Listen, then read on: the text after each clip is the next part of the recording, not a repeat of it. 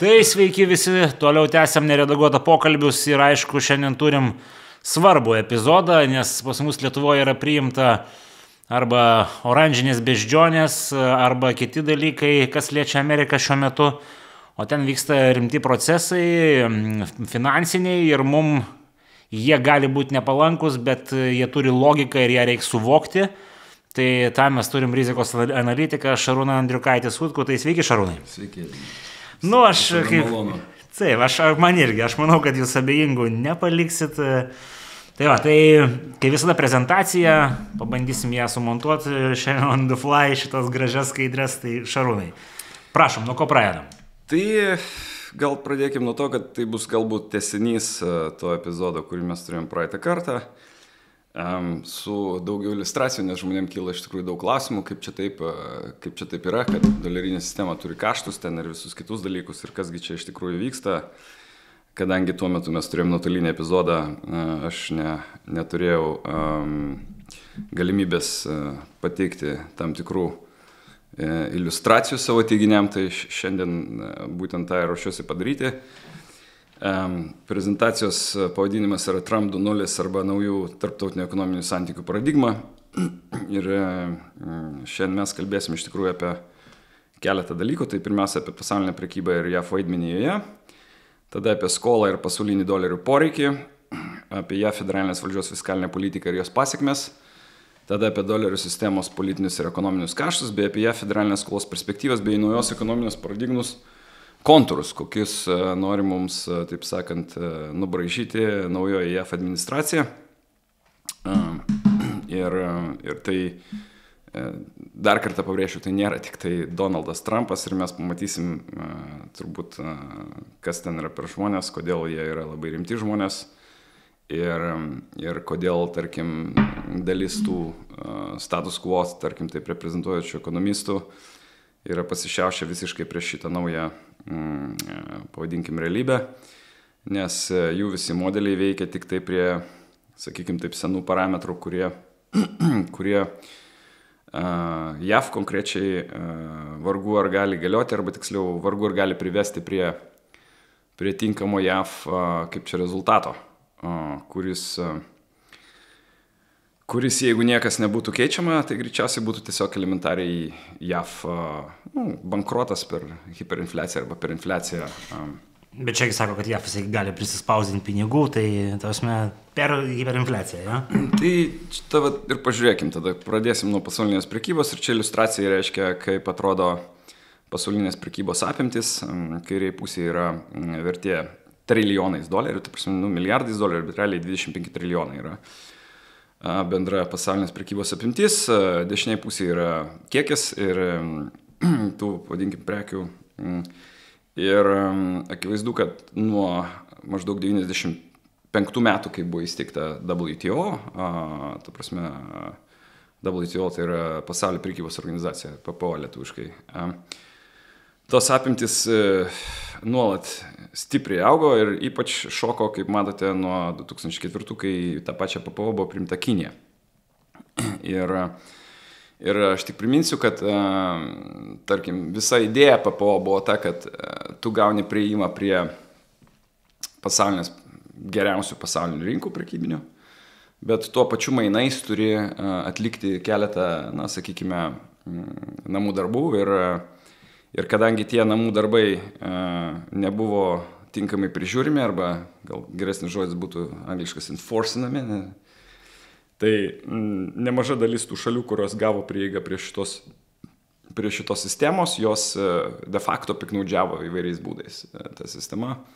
Ir kai JAF sako, kad, ta prasme, jūs pelnėtės mūsų sąskaitą, tai nėra visiškai tuščias teiginys. Nes nemaža dalis, kaip aš ir minėjau, šalių manipuliavo tiek prekybą, tiek įvairiais apribojimais, tiek tą pačią valiutą. Bet Šarūnai, gal čia šiek tiek papasakok, trumpai po porą sakinių, kad žmonės, kurie mažiau susidūrė, suprastų, ką reiškia manipuliavo, nesakys, ką manipuliavo, priėmė, tai atitiko kriterijus. Ta prasme, teoriškai turėjo tos šalis tapti labiau demokratinėmis visuomenės, sakykime, turtingesnės, čia buvo visa idėja, taip, ta tokia beveik kaip vokiečiai, kurie turėjo šitą tą Durchwandel savo paradigmą, tai yra, kai mes savo įtaką per prekybą padarysim, bet faktiškai po 20 metų visiškai akivaizdu, kad nemažai daliai tų šalių, jokios įtakos jų vidiniai politikai, tas pagerėjęs prekybos arba tas prekybinis perteklius ar perviršis, kurį jie gavo, nepadarė. Bet ką padarė, tai čia kitoj skaidrėje mes matom ketvirtoje, tai yra ketvirtoje skaidrėje dar galim pasižiūrėti, kiek JAV deficitas atrodė, kaip atrodė. Yra akivaizdu, kad paslaugų eksportas JAV yra stiprus, bet prekių eksportas, tai yra prekių deficitas, jis yra tiesiog kolosalinis. Tai prasme, mes kalbam apie faktiškai nuo 95 200 milijardų iki dabar esamų praktiškai 1 200 milijardų ir čia po dešinį matosi visi prekybiniai partneriai, kurie dabar jau gana gerai žinomi dėl to, kad buvo jiems paskelbti tie vadinami atsakomieji arba reciprocal muitai. Bet Šarūnai, gal čia tas balansas nieko blogo, vėl aš tada patrauksiu už liežuvio tas meną. Tai važiuojam tada į 5 skaidrę ir matom, kas dar atsitiko to balanso, kaip to balanso pasekmė. Tai yra pasaulis pradėjo ženkliai daugiau skolintis. Ir mes kalbam apie tiek viešas sektoriaus skolą, tiek privataus sektoriaus skolą. Ir netgi šalyse, kurios iš principo negalėjo ir neturėjo prieigos prie galimybės skolintis apskritai tarptautinės rinkose, jų privataus sektoriaus skola išaugo nuo beveik nieko, ten kokiais 70 metais pavadinkim, iki beveik 40% BVP 2022. Čia yra konkrečiai Tarptautinio valiutos fondo duomenys. Ir mes matom, kad aišku, viešos ir privačios skolos šiuo atveju auga nevienodai, bet aš tik noriu akcentuoti vieną niuansą, kad išskyrus turbūt Japoniją ir Kiniją, didžioji dalis visų kitų skolų yra praktiškai dolerinės arba kvazidolerinės skolos. Kitaip tariant, jos yra arba euro-dolerio sistemoje, tai yra euro valiuta, kur yra laisvai konvertuojama dėl neriboto apsikeitimo, reiškia, tarp ECB ir Federalinio rezervų banko lango. O kita dalis tose besivystančiose arba iš vis ten trečiosio pasaulio šalyse tai yra grinai dolerinės skolos. Ir mes kalbam apie bendrą skolų lygį dabar 250% nuo pasaulinio BVP, iš kurių greičiausiai tik tai, o pasaulinis BVP yra apie 100 trilijonų, taip, JAF yra biškai mažiau negu 30, tai grubiai kalbant, reiškia, jeigu JAF federalinės valdžios deficitas, tai yra skola yra apie 30 trilijonų dolerių, tai dar yra ekstra bent 5 kartus panašiai įvairių kitų skolų, kurios yra dolerinės. Ir jeigu to maža, tai dar yra ant viršaus išvestinių priemonių rinka. Tai yra įvairūs apsikeitimo sandoriai valiutų, yra palūkanų apsikeitimo sandoriai, reiškia default draudimo sandoriai ir taip toliau panašiai, kuri yra skaičiuojama, kad jinai yra dar 10 kart didesnė negu pasaulinis BVP, tai kitaip tariant mes turim 1000 trilijonų šitų reikalų ir jau visos šitos sistemos pagrindas tai yra būtent JAV trumpalaikės paskolos. Kodėl? Todėl, kad kai jūs turite du kontragentus, kurie tarpusavį dėl kažko susitarė, tai jiems iš principo, kad jie vienas kitų tikėtų ir darytų sandorius, jiems reikalingas tam tikras užstatas. Kitaip tariant, jeigu jūs, pavyzdžiui, su manim sudarote, nežinau, aš įsipareigoju nupirkti iš tavęs, nežinau, 100x kažko, taip, o tu įsipareigoji iš manęs nupirkti ten 99x. Yra tas vienas kažkieno tai pelnas, taip. Bet jeigu tu užsilenksi, taip, tai reiškia, aš nieko negaunu. Tai tam, kad apsidraus nuo šitos problemos, mes susitarėm, kad yra tam tikras depozitas, pavadinkim taip, arba apsidraudimas, kuris ir yra būtent tų vertybinių popierių forma. Kitaip tariant, pačių likvidžiausių, kuriuos galima iškart parduoti ir dengti savo nuostolius, reiškia, tavo ten įsipareigojimo nevykdymo atveju. Ir būtent šitie doleriai, kadangi pasaulinė skola auga po maždaug 8% per metus, Tai akivaizdu, kad dolerių poreikis sistemoje yra tiesiog milžiniškas. Jis yra didesnis negu prekyba gali generuoti iš vienos pusės ir aišku, to pasiekoji tai leido Amerikai turėti tam tikrą, sakykime, fiskalinį deficitą, kuris, vėlgi pamatysim, kodėl jis yra netvarus ir taip toliau, bet būtent tą dolerių poreikį ir tiekė Amerika per visą šitą laiką, naudodamasis, aišku, savo dolerinės sistemos, reiškia. Tai tas dolerių kiekis Jungtinės Amerikos valstijoms yra žalingas, toks kiekis, koks yra dabar? Iš principo jis nebūtų žalingas, bet jis tapo žalingu. Kaip mes kalbėjom praeitoj laidoje, kad yra Triffino dilema. Tai yra du skirtingi tie dalykai, kurie reiškia vidinės ir išorinės politikos, jie prieštarauja vieni kitam ir mes tai pamatysim, kaip tai vyksta. Tai dabar, jeigu mes pasižiūrėsim į 6 skaidrę, tai vienintelis, kur aš sutinku su tais vadinamas MMT arba Modern Monetary Theory, kur iš tikrųjų visai ne modern nėra, nieko ten modern nėra toje teorijoje, ten dar kiti vadina Magic Money Tree arba magiško pinigų medžio teorija. Vienintelė vieta, kur aš sutinku, tai yra tai, kad kažkieno deficitas yra visada kažkieno kito perteklius. Ir šiuo atveju visiškai akivaizdu, kad vyriausybinis deficitas išvirsta į perteklių privačiam sektoriui. Kitaip tariant, jeigu valdžia skolinasi ir išleidžia pinigus, pirmiausia, galiausiai tie pinigai nusėda perkant paslaugas, produktus arba dar kažką tai, bet faktiškai arba mokant ten už palūkanas tas pačias. Ir čia yra faktinis, Stephanie Kelton paskaičiuotas, sakykime, deficitas ir kaip pamatysit, kai tik tai sumažėja JAV valdžios išlaidos, to ir recesiją matom iš vienos pusės, bet iš kitos pusės, nuo 2010 mes pamatysim, kad tas deficitas tiesiog tapo kolosalinis. Jis buvo, ta prasme, jis nieko arti net nebuvo praktiškai beveik niekada anksčiau. Išskyrus galbūt ten kažkiek 80-osius, bet ten buvo taip dėl kitų priežasčių. Tai toliau 7 skaidrėje mes matom, kaip atrodo JAV federalinio biudžeto deficitas. Ir kas čia matosi? Matosi keletas dalykų. Pirma, kad ne visada, ir yra dar vienas svarbus ekonominis toksai veiksnys, tai yra tas vadinamas pirminis fiskalinis deficitas. Pirminis fiskalinis deficitas tai yra deficitas atminusavus skolos aptarnavimo sąnaudas. Ir kaip matosi iš šitos skaidrės konkrečiai, kad ne visada JAV pirminis fiskalinis deficitas buvo neigiamas. Jis iš tikrųjų buvo netgi labai teigiamas, pavyzdžiui, 90-aisiais. Tai jeigu paimti bendrą deficitą, tai 80-aisiais jisai buvo didelis dėl to, kad palūkanų normos JAV buvo labai didelis dėl infliacijos tuo metu, dėl keletos naftos kainų šokų ir dėl Volckerio, kuris palūkanų normas nusiuntė 15%. Taip. Bet paskui per 90-uosius iš tikrųjų tas pirminis deficitas stipriai susitvarkė ir netgi buvo labai ženklus perteklius vienu metu. Tada, aišku, įvyko pirmas dalykas dotcom krizė, bet paskui, aišku, atsitiko ta finansų krizė. Ir tada JAV visiškai atleido savo, kaip čia pasakius, vadžias.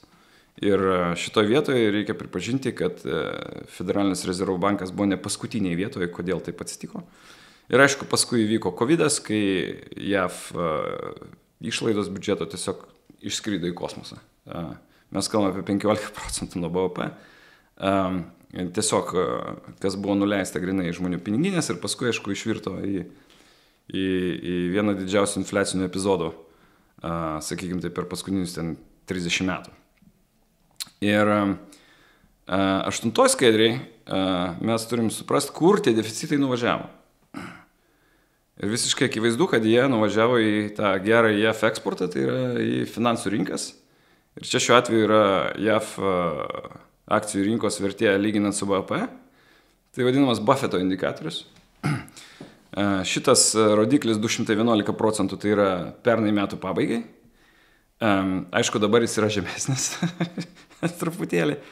Bet mes net nepasiekėm dar tos vienos standartinės deviacijos linijos kol kas prie šitos korekcijos, kas būtų visiškai dar priimtina ir faktiškai JAF rinka turi nusiplot, kokius 50%, kad mes grįžtumėm prie maždaug standartinio istorinio JAF vertybinių popierių, konkrečiai akcijų ir BVP santykio. Ir labai gerai matosi, kad tas viskas nuvažiavo į tą visišką nepasiekiamą aukštumą praktiškai nuo 2010 iki dabar. Taip. Tai vat, 2 epizodai čia matosi. Tai pirmas epizodas 1980-2000 ir šitą, jeigu prisimint prieš tai buvusią skaidrę, šitą vertybinių popierių užbrangimą lėmė grinai privataus sektoriaus dalyvavimas. Kitaip tariant, privataus sektoriaus skolinimasis, privataus sektoriaus, reiškia, spekulacijos ir ten Enronai buvo, WorldComai ir visi kiti dalykai. Taip. Ir tam prie to prisidėjo nemaža dalim buvęs Federalinio rezervo banko valdybos pirmininkas Greenspanas, kuris kažkada 90 kažkelintų metų pradžioje berods murptelėjo, kad kol akcijos kyla, tol viskas yra ok. Ir iš tikrųjų Federalinis rezervų bankas tuo metu ėmėsi ne realių, sakykime taip, ekonominių parametrų valdymo, o grinai ir kyla iš to tas Greenspan pot, o grinai rūpinasi, kad palūkanų normos būtų palankios, reiškia, turto burbulai pūstis. Nes tuo metu buvo manoma, kad turto burbulai yra mažesnė blogybė, negu ten, sakykime, ekonomikos sulėtėjimas, recesija ir taip toliau ir panašiai. Visa šita politika jau seniai yra diskredituota. Ir Alanas Greenspanas iš tikrųjų dėjo istoriją kaip žmogus, kuris iš principo, sakykime, tai buvo pirmas, kuris realiai diskreditavo Federalinį rezervų banką. Pirmas žmogus. Po to buvo eilė kitų. Toliau reiškia, mes matom, kad nuo 2000 iki 2009 metų taip, tas BVP ir JAF vertybinių popierių santykis ženkliai krito ir taip atsitiko dėl keletos priežasčių. Pirma, tai akivaizdu, kad Nasdaqo burbulas buvo tokio dydžio, kad tiesiog ten nebuvo jokių realių, efektyvių nei pajamų, nei pelnų, nei pinigų srautų. Antras dalykas, kaip tik per tą patį laikotarpį ženkliai padidėjo būtent tų prekybą gaunančių šalių pajamos. Aš kalbu konkrečiai apie Kiniją, Rusiją, beje, tuo metu ir kai kurios kitos. Jeigu atsimenam, žaliavų rinkos nafta 2007 metais kilo iki 140. Kitaip tariant, tuo metu iš JAV biržų pinigai važiavo į visas šitas besivystančias ekonomikas ir jų vertės, vertybinių popierių ir be žaliavų taip pat užsipūtė labai stipriai. Kartu vyko dar kitas burbulas, tai yra JAV privataus sektoriaus nekilnojamo turto burbulas. Ir aišku, po to įvyko didžioji krizė ir, ta prasme, nulinių palūkanų 10 metų, tai čia yra didžiulis minusas Bernankiai, didžiulis minusas dėl to, kad jisai, aišku, iš vienos pusės rekapitalizavo privatų sektorių, bet iš kitos pusės jis sukūrė visas paskatas vyriausybei niekada negalvoti apie jokį fiskalinį tvarumą. Kam reikia galvoti apie tvarumą, jeigu palūkanos yra procentas ten ar pusė. Ir mes galim pamatyti kitoje skaidrėje, 9 skaidrėje, būtent kaip keitėsi JAV skolos pagal sektorius. Ir šitoje vietoje labai gerai matosi, kad iki 2009 metų JAV privataus sektoriaus skola, čia įskaitant finansinės korporacijas ir namų ūkius, tik didėjo. Nepaisant, reiškia, nedidelės visai neženklios beje recesijos, kuri nusprogdino Nasdaqą 2000-2002 metais, ta prasme, ta skola tik augo. Ir beje, ir būtent dėl to užsiskolinusių, stipriai persiskolinusių sektoriaus privataus įvyko finansų krizė, kurią paskui dėja centriniam bankui reikėjo rekapitalizuoti. Ir tas periodas nuo 2009 iki 2020 praktiškai iki pat COVID-o yra periodas, kai matom federalinė skola auga, bet tuo tarpu privataus sektoriaus skola krenta. Ir tokiu būdu buvo rekapitalizuotas privatus sektorius. Pirmiausia, aišku, bankai, kitaip tariant, Wall Street'o bailoutas, o tada po truputėlį ir namų ūkiai, ypač tie, kurie turi savo būstą ir taip toliau ir panašiai. Ir prie viso to dar ir palūkanos buvo nulinės, taip, ta prasme. Tai nieko geriau negali sugalvoti. Ir tada reiškia, ypač kadangi čia praktiškai yra 3 demokratų ir 1 Trumpo periodas, taip, šitas, nes, Obama, 2 sezonai, tada Trumpas ir tada Bidenas, dar 1 sezonas. Tai atėjus 2020 COVID krizėje, federalinė valdžia, ta prasme, tiesiog išmetė pinigus tiesiai žmonėm į kišenes. Mes matom didžiulį šuolį skolos ir BVP. Ir aišku, tai išvirto į infliacinį reikalą. Prie to prisidėjo ir sutrūkinėjusios tos tiekimo grandinės. Bet iš principo tai praktiškai pakėlė JAV kainas 25% ir tos kainos dabar ten ir laikos. Ir šitoje vietoje visiškai akivaizdu, kad privataus sektoriaus šiaip jau tų, kurie turi turto, balanso būklė yra labai gera. Geresnė negu kada nors, beveik per paskutinius 30 metų. Bet tuo tarpu valstybinės skolos arba valstybės skolų būklė yra katastrofinė. Ir tai mes matome, pamatysim truputėlį toliau, bet dar porą niuansų šitoje vietoje, apie tos kaštus jo.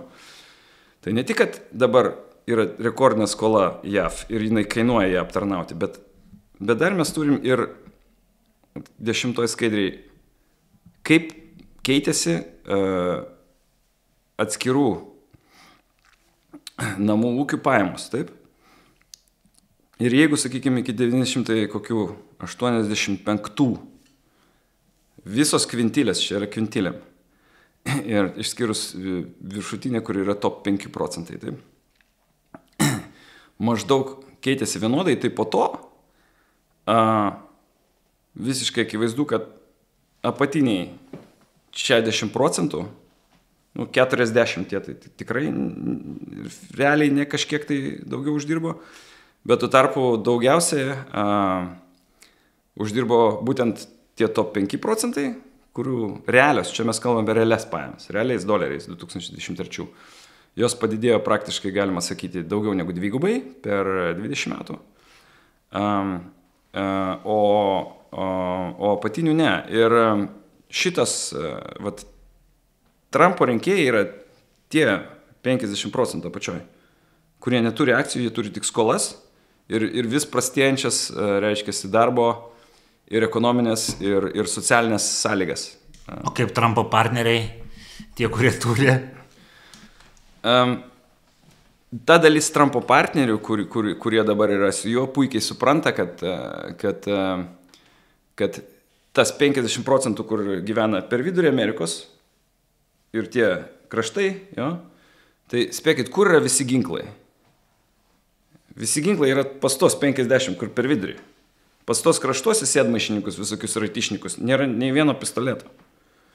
Ir jeigu būtų tęsusis tokia politika, kokia dabar važiuoja, tai, ta prasme, tie galiausiai ateitų su ginklais pas tuos ir sakytų, we had enough. Tai čia šitos sistemos pasekmė, nes per tą prekybos deficitą, taip, ir per tai, kad tu eksportuoji visą savo gamybą, tu išėmi galimybės šitiem žmonėm.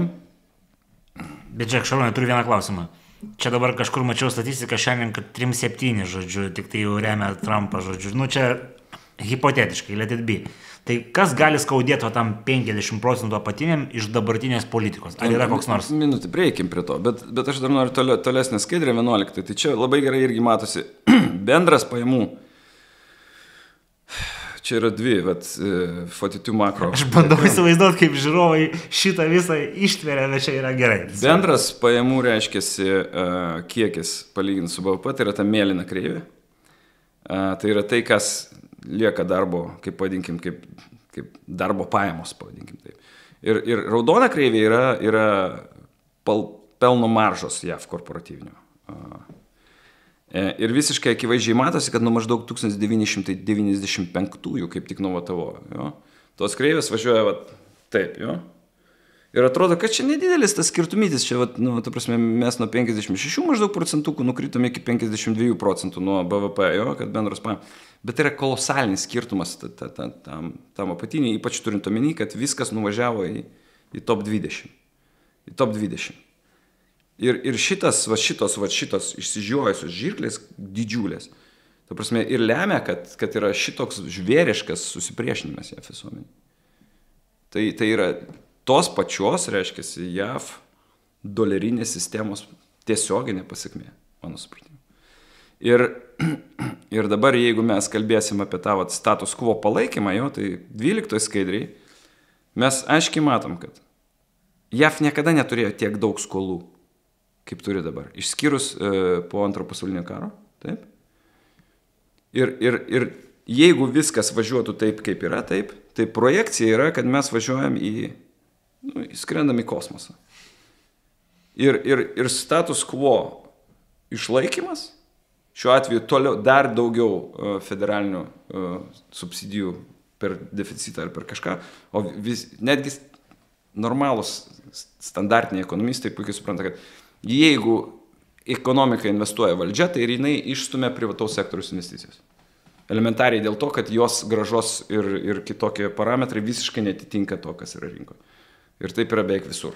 Tai reiškiasi, toliau važiuojant šitaip ir jau dabar negalint išleisti 10 metų obligacijų į normalius aukcionus, nes kodėl, pavyzdžiui, Janet Yellen, buvusi sekretorė, taip, per paskutinius 4 metus 60 ir 70 procentų finansavimo išleido būtent trumpalaikėse obligacijose, tai yra nuo 0 iki 6 mėnesių. Kodėl taip atsitiko? Todėl, kad pirmas dalykas, ten yra didžiausia paklausa dėl to, kaip veikia finansinė rinka ir užstatų sistema.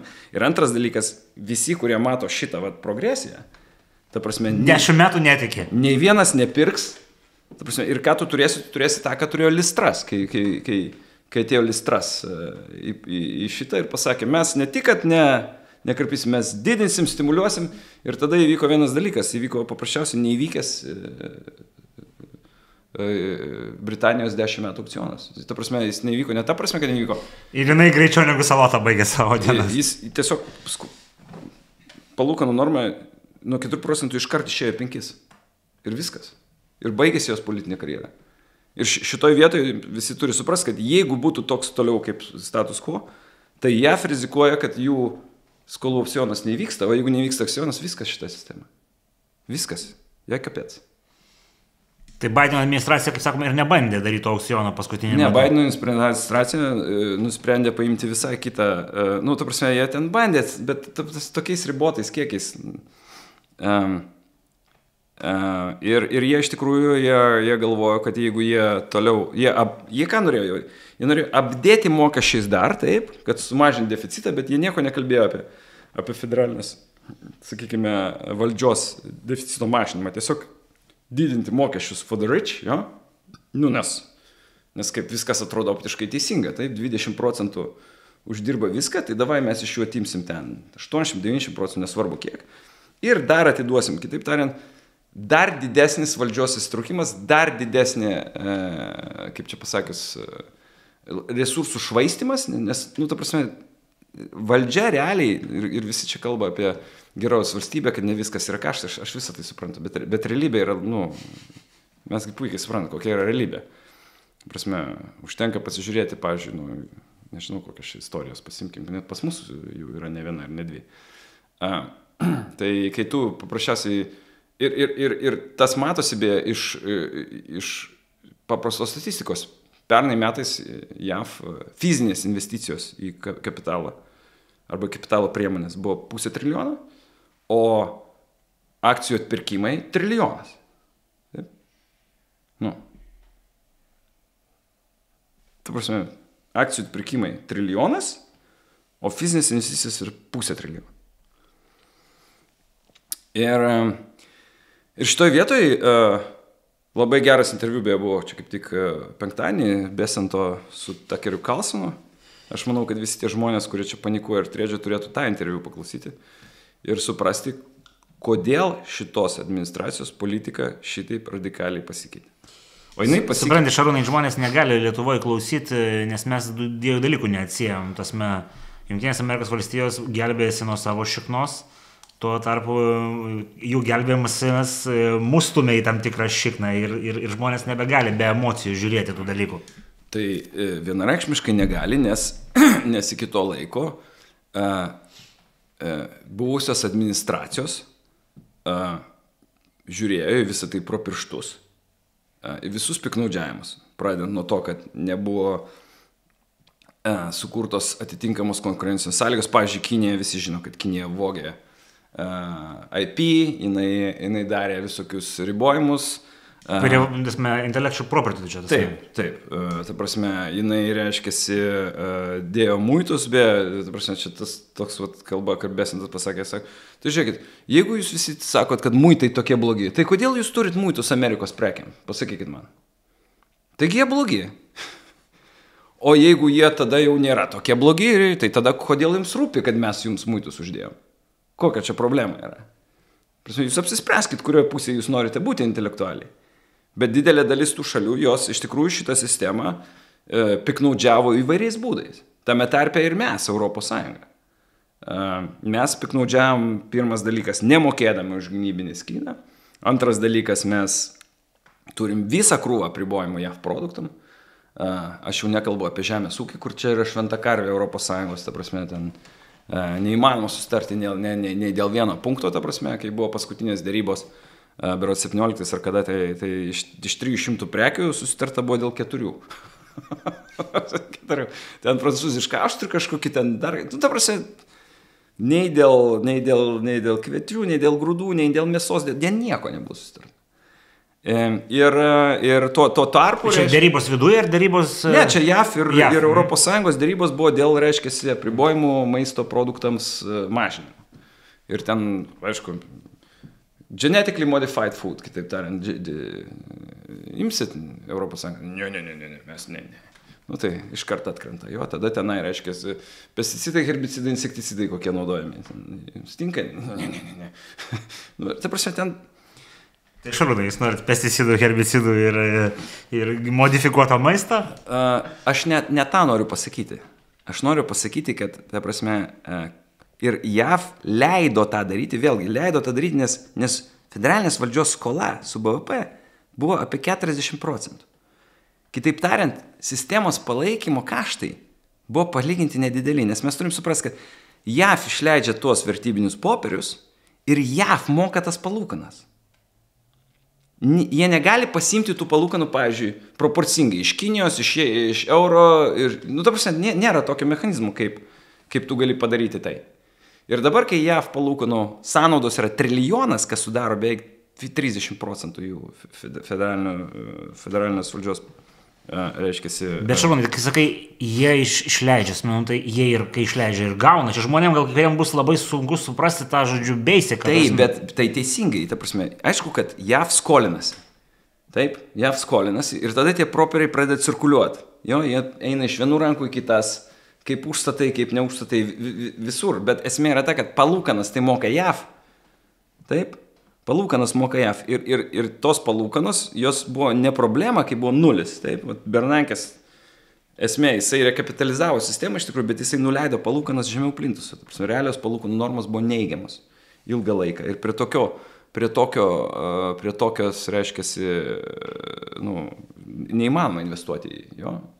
Kaip tu investuosi į vidinį JAV, reiškiasi, ekonomiką, jeigu pirmas dalykas, privatus sektorius mažina skolas ir jų paklausa yra tokia šiaip savo. Ir antras dalykas, kokia tavo grąža bus. Prie realių neigiamų palūkanų normų, tai kokia tu turi akcijų grąža. Ta prasme, kaip tai visą tai turi veikti. Viskas nuvažiavo tik tai finansinė rinka, viskas, daugiau į realią niekas. Tai ir dabar, sakau, ta skola, jinai kainuoja dėl to, kad buvo infliacija, buvo, reiškiasi, ir jos yra labai daug. Tai listras momento šitie žmonės nenori. Ir dėl to jų dabartinės, reiškiasi, administracijos tikslas yra iš tikrųjų trigubas. Tai va, čia ir svarbiausia, paaiškint, koks tas tikslas, nes čia yra epicentras šito epizodo. Tikslas yra trigubas. Reiškiasi, pirma, padaryti pasaulinę prekybos sistemą teisingesnę. teisingesnė ta prasme, kad būtų mažesni disbalansai. Nes, pavyzdžiui, Kinija turi labiausiai išbalansuotą ekonomiką pasaulyje. Jų vidaus paklausa yra maža, tuo tarpu eksportas sudaro 40% BVP. Taip nėra buvę nei vienoj šaly istorijoje. Nei vienoj. Tas pats... O kodėl jie nevartoja vidiniai rinkoje? Jie neturi poreikių ar neturi pinigų? Todėl, kad vyriausybės politika yra tokia. Ir jeigu tu, ta prasme, nėra jokio social, to vadinamo socialinio safety neto, ir ten yra tiesiog Azija, nepriimtina kažką duoti žmogui, kuris nieko neturi. Jis turi užsidirbti iš vienos pusės, bet iš kitos pusės akivaizdu, kad Kinija turėjo didžiulį nekilnojamo turto burbulą, kuris krenta, taip. Reiškiasi, vidutinis kinietis patiria šiuo metu 5 metus atlyginimo defliaciją realią ir jisai praktiškai nematydamas, kaip jo pajamas auga, jis mažina vartojimą. Tai reiškia, tas turi pasikeisti Kinijoje vidaus politiką ir tai būtų labai naudinga be visiems, kad jinai pasikeistų ir yra tam tikrų ženklų, kad jie tą darys. Bet aišku, jie atsakė penktadienį atsakomaisiais muitės, pažiūrėsim, kom čia viskas baigsis, bet grįžkim prie to, ką nori pasiekti amerikonai. Tai pirmas dalykas, jie nori labiau subalansuoto, reiškia, labiau subalansuotos prekybos. Antras dalykas, jie nori gražinti, reiškia, fiskalinę tvarumą į JAV finansus. Blogas žodis, Montvilas dabar tave jau šitą žodį. Fiskalinis tvarumas tai nėra tvarumas žalesis. Fiskalinį tvarumą. Ir trečias dalykas, jie nori, kad investicijas ir industrijas vėl pradėtų finansuoti privatus sektorius. JAV. Kuris sėdė ant vieno geriausių balansų. Tuo tarpu vyriausybė, kuri per 15 metų leido pinigus į kairę ir į dešinę ir didelę dalį jų ištaškė, jinai nebeturi paprasčiausiai, kaip čia sakoma, nebeturi kaip tą daryti. Bet kodėl privatus sektorius turėtų finansuoti tą realią industriją, jeigu ta industrija gerokai pelningesnė, kai investuoja kažkur kitur? Tai vat paskutinis dalykas, jo, tai yra, kas yra, tai yra, kad Covidas konkrečiai parodė, kokios iš tikrųjų netvarios yra tos globalios tiekimo grandinės.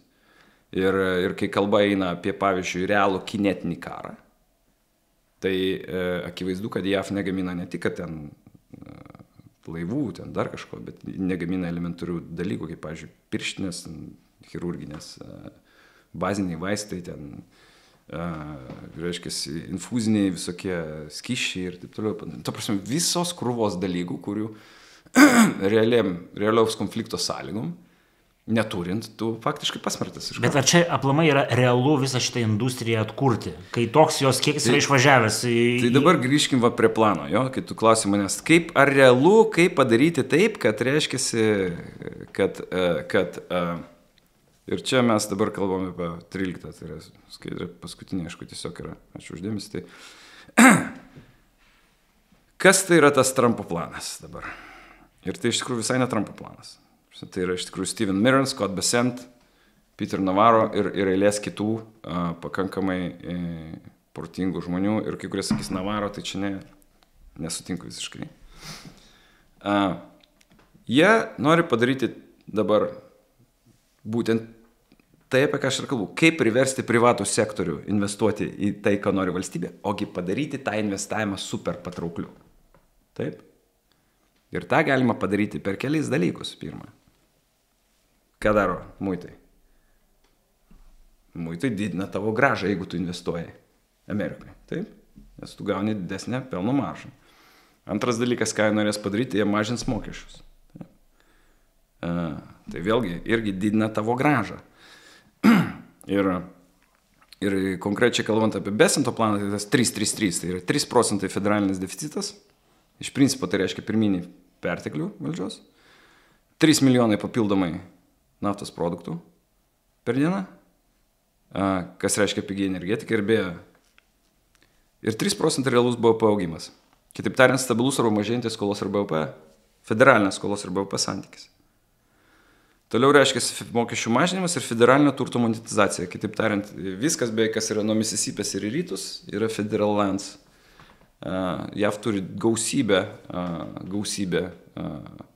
išteklių, kuriuos galima kasti, žvalgyti ir visaip kitaip daryti. Tai čia yra tas ekonominis planas, toliau dėl prekybos. Ir labai aišku šviesoforas, žalios draugiškos šalys 10%, kaip jau dabar matom, gauna. Tokios per viduriuką šalis, kažkur nuo 20 iki 30, kas iš principo pakliūna Europos Sąjungą. O nedraugiškos gauna... Ir tai visiškai nesvarbu, kaip tai suskaičiuota. Čia visi dabar aiškina, tai jie skaičiavo, kaip durneliai ten.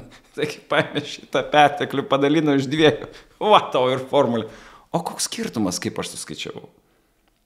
Realybė yra labai paprasta. Aš dabar ateinu pas Vietnamą ir sakau, žiūrėkit, jums bus kem 7. Kaip manot, ką daro Vietnamo šitas? Jau skambina ir sako, mes viską nuimsim, viską greitai, tik tai susidaram greitai. Ir visi sako, jo, bet tai čia Vietnamai, tik tai galioja tik Vietnamams, tik Argentinams, tik dar kažkams. Tai galios visiems tame tarpe ir Europos Sąjungoje, nes jeigu Kinija nesugebės eksportuoti į JAV, tai spėkit, kur jinai tada eksportuoti turės? Į kokią rinką visą tai važiuos? Yra vienintelė rinka, kuri yra pakankamos, kaip čia, imties. Ir tai yra Europos Sąjunga. O jūs manat, kad vokiečių arba prancūzų arba italų industrinis biznis pasižiūrės, kad, ta prasme, jie pirmas dalykas nebegali nieko eksportuoti ją. Ir dabar staiga atvažiuoja visas kinų dempingas čia. Ką mes darysim po pusės metų? Aš pasakysiu, ką mes darysim. Jeigu mes nesustarsim su štais, mes dėsim tos pačius muitus Kinijai. Be jokių klausimų. O tai bus. Toliau reiškia, prie tų muitų jo yra griežtas tarpusavio valiutos kurso monitoringas. Ir čia reiktų pasakyti, kad, pavyzdžiui, yra praeitą savaitę berods MIT studija išleista. Tai va, griežtas tarpusavio valiutos kurso monitoringas, taip, nes to pačioje MIT studijai, kuri buvo išleista berods praeitą savaitę, buvo įvertintas pirmos kadencijos Trumpo muitų poveikis infliacijai 20%. Ir jisai buvo tik 0,7%. Ir dabar Besintas sako, žiūrėkit, 10% muitas reiškia 2% maksimum vartotojų. Dėl to, kad 4% suvalgys eksportuotojas ir dar 4% ateis iš valiutos kurso nuvertėjimo. Ir viskas. Ir čia yra praktiškai, aš sutikčiau ir netgi manau, kad daugelį prekių, ypač tose, kur yra pakeitinės prekės arba kur nėra jokių alternatyvų, kaip, pavyzdžiui, Kanados nafta, negali niekur važiuoti, išskyrus tik į Ameriką, nes nėra infrastruktūros. Yra vamzdžiai, kurie važiuoja į Ameriką. Ta prasme, naftos barrelis šiam 5, kanadietis gaus šiam 5, bet minus 25% ten. Dabar kol kas išimtis, bet jeigu labai reikės. Minus 25% ir visą tai sumažins paprasčiausiai Kanados eksportuotojų naftos maržas. Ir jo, jeigu jie nori statyti kitokią eksporto infrastruktūrą, ją investuoti, tai mielai prašau. Bet neeksportuoti į Ameriką tu paprasčiausiai negalėsi. Todėl, kad iš kokių tų pinigų tada, reiškia, tą infrastruktūrą statysi.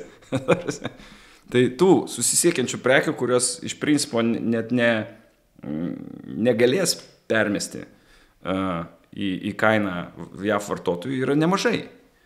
O tuo tarpu, aišku, kad čia, ta prasme, visi juokiasi ten, aš ne apie pingvinus dabar, o apie tai, kad, JAV niekada negamins ten batų, triusikų, maikių ir kažko, tai taip, negamins. Viskas tvarkoja, bet, ta prasme, Vietnamas turės 10% importo tarifą, jis turės pabranginti savo valiutą, kad biškai pabalansuotų, reiškia, šitą, ir jis turės nuimti visus apribojimus, tame tarpe intelektualiniai ir visam kitam, įvesti pas save normalų, reiškia, intelektualinės, pavyzdžiui, nuosavybės teisinį apsaugos mechanizmą, jo, ta prasme, visą šitą padaryti. Ir tada mes sumažinsim. Jisai turės tai padaryti, nes kitu atveju jam finansinė šikna, tas mečetai krachas. Vietnamui krachas, 145 milijardų perteklius, jeigu jisai nueina į nulį, Vietnamo valiuta važiuoja iškart minus 5%. Ate. Viskas jiem. Ta prasme, ar tas muitas jiems atsistos grinai valiuta, o spėkit, kas būna, kai valiuta krenta 45%? Kas atsitinka viduj šalies? Infliacija. O infliacija, kaip mes matom, yra labai potentinis politinis pokyčių elementas. Turbūt vienas geriausių, kokie yra. Taip, kad aš manau, kad Vietnamas bus vieni pirmų, kuris sustars. Vieni pirmų. Nu, bet aišku, vėl čia grįžtam prie to, kad Vietnamo neužteks, turi susitarti ir su kitais, su to pačia Kinija. Neužteks ir dėl to aš sakau, kad tai nebus. Pirmas dalykas, tai nėra trumpas procesas. Visi tą supranta, aš manau. Dabar, bet kad jie yra, ta prasme, ir kad tie fabrikai atsiras ne per metus, visiškai aišku, ir kad, ta prasme, jie nebus tiek įdarbinta žmonių, kiek galbūt yra tikimasi, galbūt bus robotizacija didesnė ir taip toliau ir panašiai. Viskas tas yra suprantama, bet JAV tikslas yra susigrąžinti tam tikrą dalį strateginės gamybos atgal pas save, tai yra viena. Antra, kaip aš ir minėjau, pradėti įtakoti tą pasaulio prekybos disbalansą, kuris dabar yra didžiulis ir kuris yra praktiškai to sistemoje nebegali daliau su juo gyventi. Ir trečias dalykas, beje, kodėl nerūpi jiems dabar akcijų rinkas taiga? Nerūpi nei Besantui, nei dar kažkam. Tai pirmas dalykas, jie sako, žiūrėkit, išskyrus Mac 7, tai tas 7 nuostabės akcijas. Vidutinė JAF akcija per paskutinius 4 metus nelabai ką uždirbo. Taip. Kitaip tariant, visas šitas perteklius ten federalinių pinigų jis kažkur tai nukeliavo, bet, ta prasme, vidutinė akcija taip šiaip atrodo. Antras dalykas, kaip manot, kas turi didžiąją dalį akcijų? Top 10% turi virš 80% visos akcijų rinkos, kiti 40 turi likusius, ten 15 ar panašiai.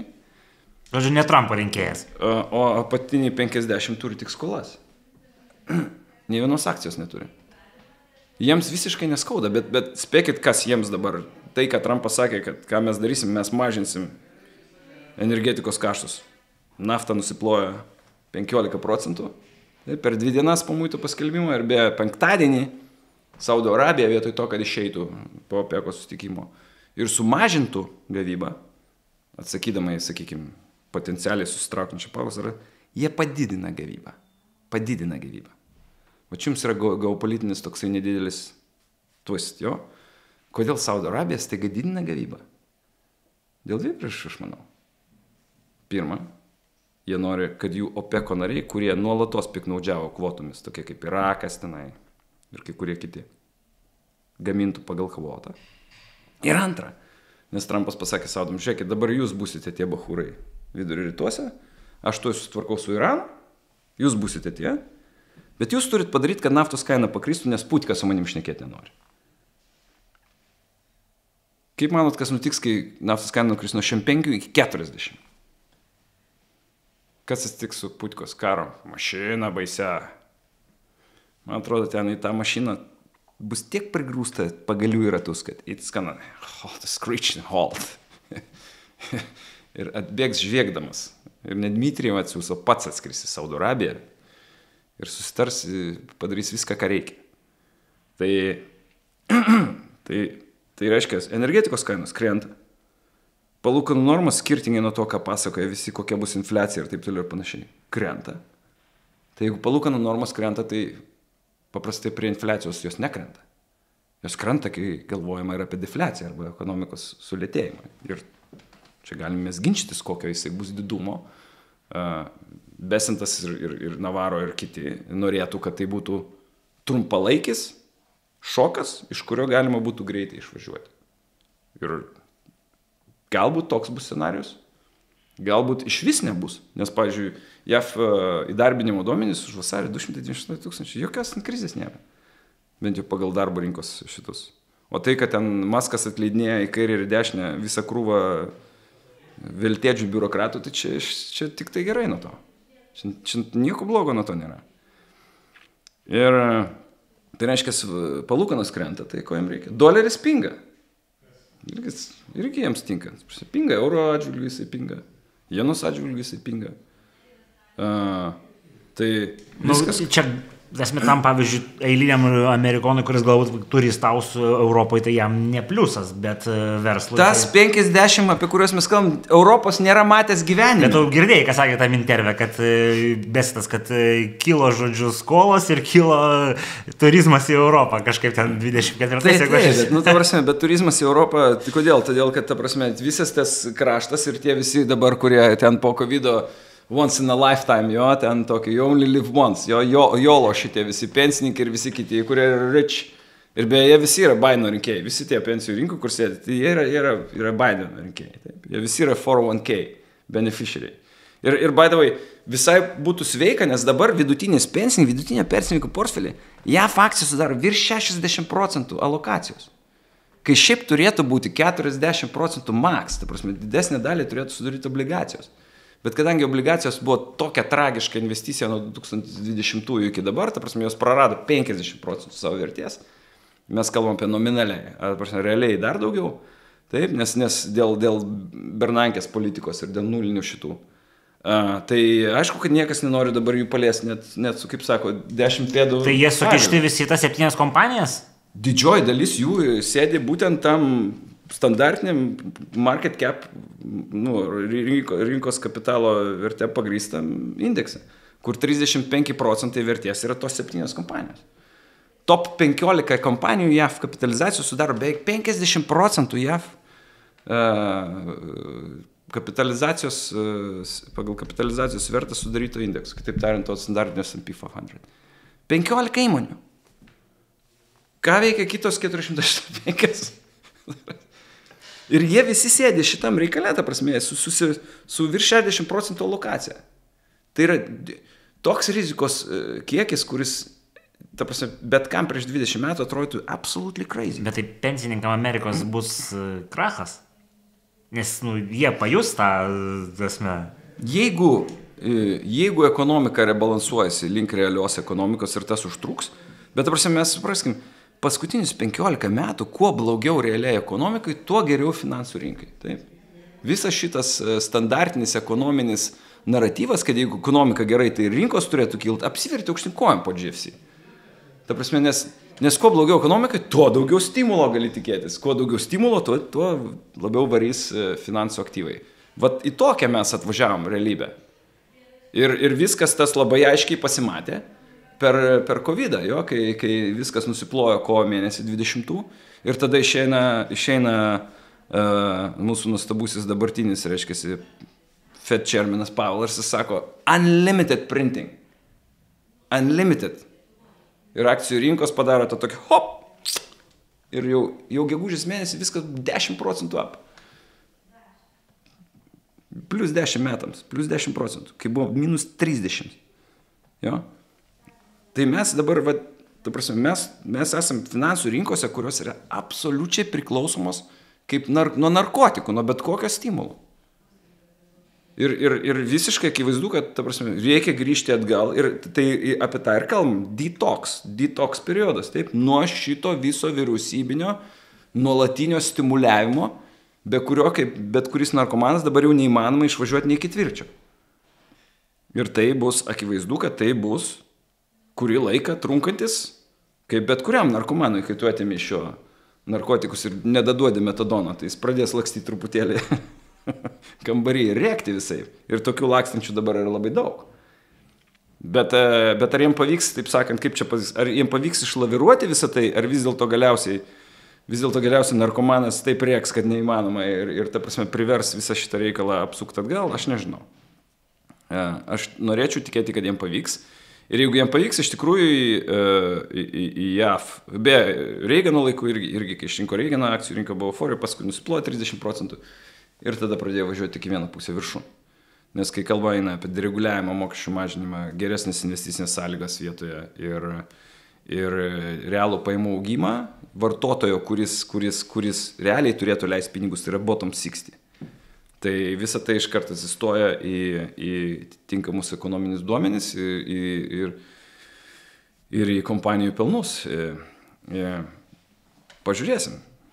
Čia aišku, kas nors dabar tu pasakytų, kad tu viso šito exercise'o pasiekoji, žodžiu, JAF nehumaniškai nužudys savo partnerius šitoj pusėje Atlanto. Tai, čia aišku jau kita tema, bet... Jeigu JAF norėtų nehumaniškai nužudyti partnerius, tai jie įgyventų Steveno Mirono idėją.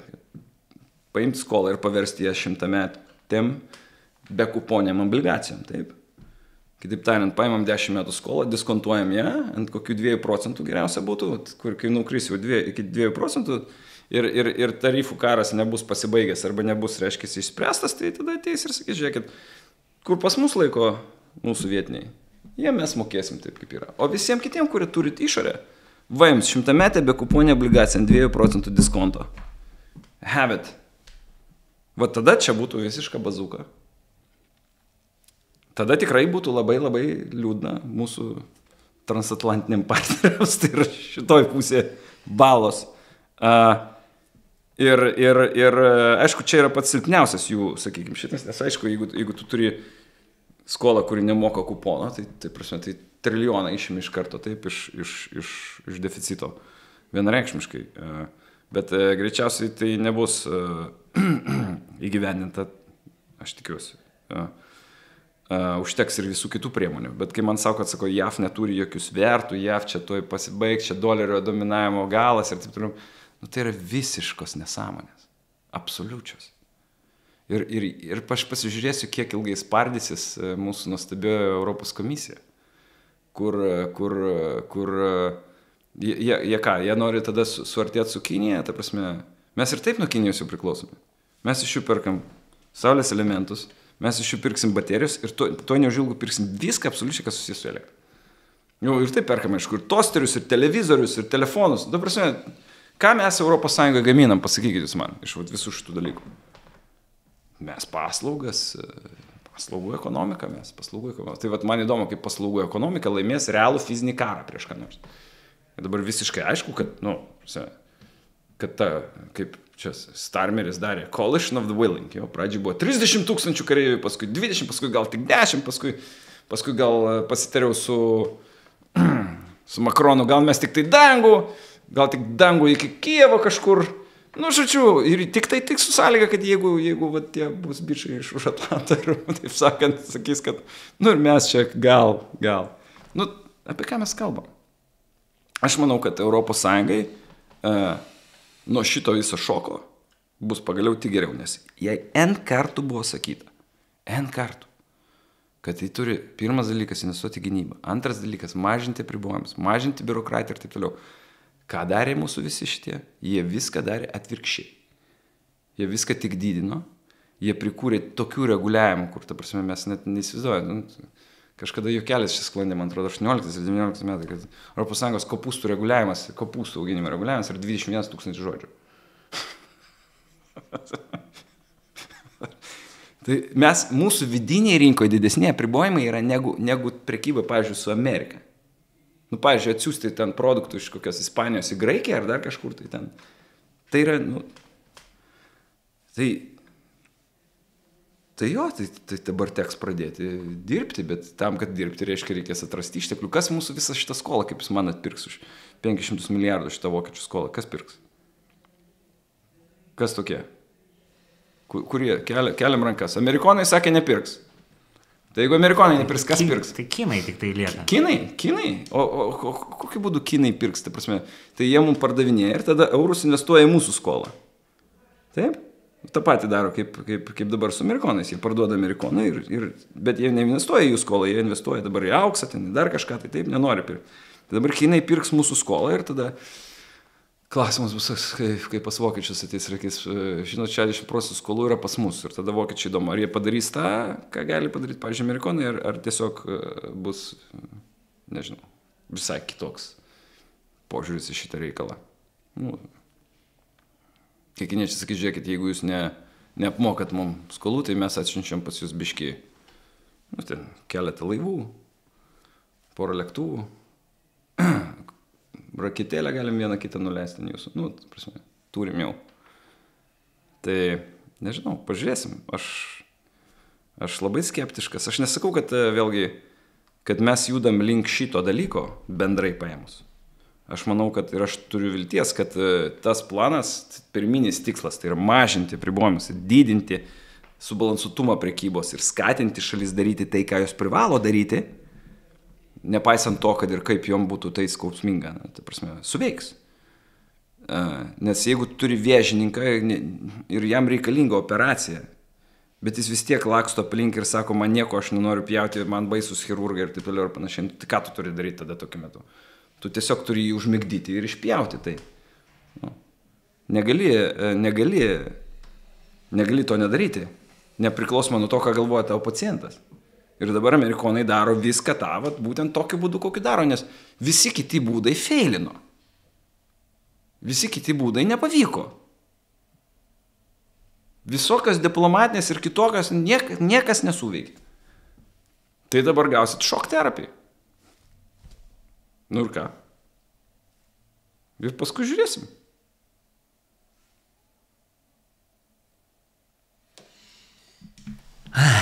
Gerai, Šarūnai, man atrodo, kad jau pakankamai išgazdinai žiūrovą, tik nežinau, kaip jie ištvėrė tas pirmas 45, bet paskutinės 15, tai tokias šalto dušo, gal kažkaip reikės jas iškarpėti biškelį parodyti atskirai, nes taip reikia.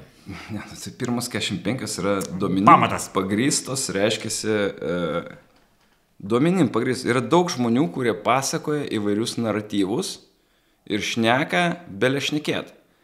Neparodė nei vieno faktinio duomens ar skaičius ar dar kažko.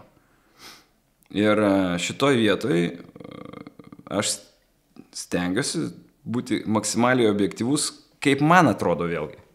Aš nesakau, kad gali būti, kad visas šitas nueis, kaip sakant, kaip į tualetą. It's all gonna be absolutely wrong. Gali būti, bet aš noriu priminti, kad žmonės, kurie yra už šitos visos, tai nėra teoretikai, ekonomistai kaip Paul Krugmanas. Tai yra tokie žmonės kaip Besentas, kuris dirbo Druckenmilleriui, ir Besentas buvo tas analitikas, kurie nuleido Anglijos banką. Ir Sorošas uždirbo milijardą. Tai yra tie patys žmonės. Jie puikiai žino, kaip veikia viskas praktiškai.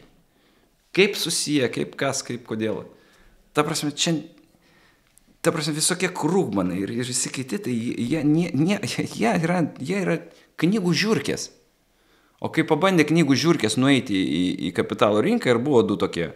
Vadinasi toks daiktas Long Term Capital Management. Eikit pasižiūrėkit, kaip jam baigėsi. 4 metų nuostabi gražos istorija su visiškai absoliučiu rizikos nevaldymu, kuris galiausiai baigėsi vos ne Wall Street'o kolapso.